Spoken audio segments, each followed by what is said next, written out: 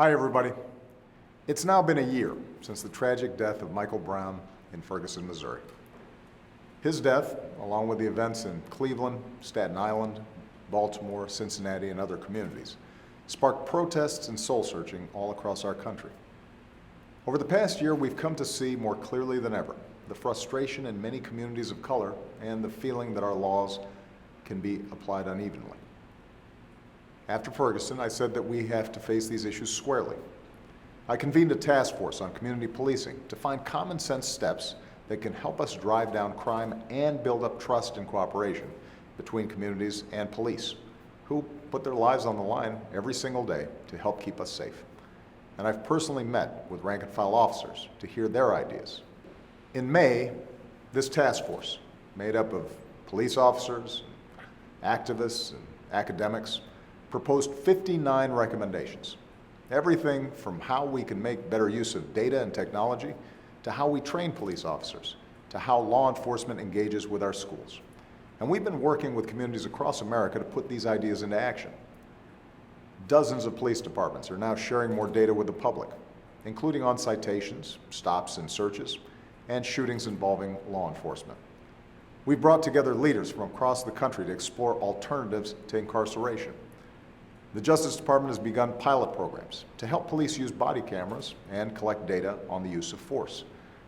This fall, the department will award more than $160 million in grants to support law enforcement and community organizations that are working to improve policing.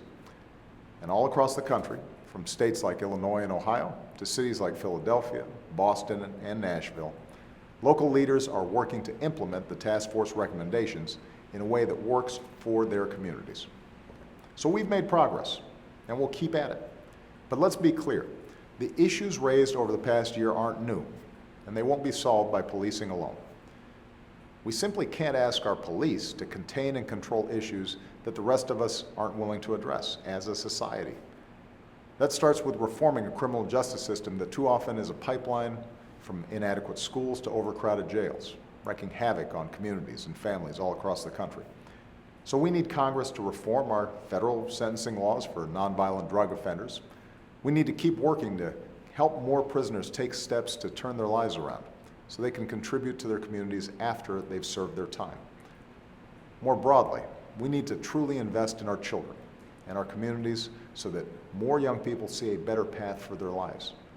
That means investing in early childhood education, job training, pathways to college. It means dealing honestly with issues of race, poverty, and class that leave too many communities feeling isolated and segregated from greater opportunity. It means expanding that opportunity to every American willing to work for it, no matter what zip code they were born into. Because in the end, that's always been the promise of America. And that's what I'll keep working for every single day that I'm president. Thanks, everybody, and have a great weekend.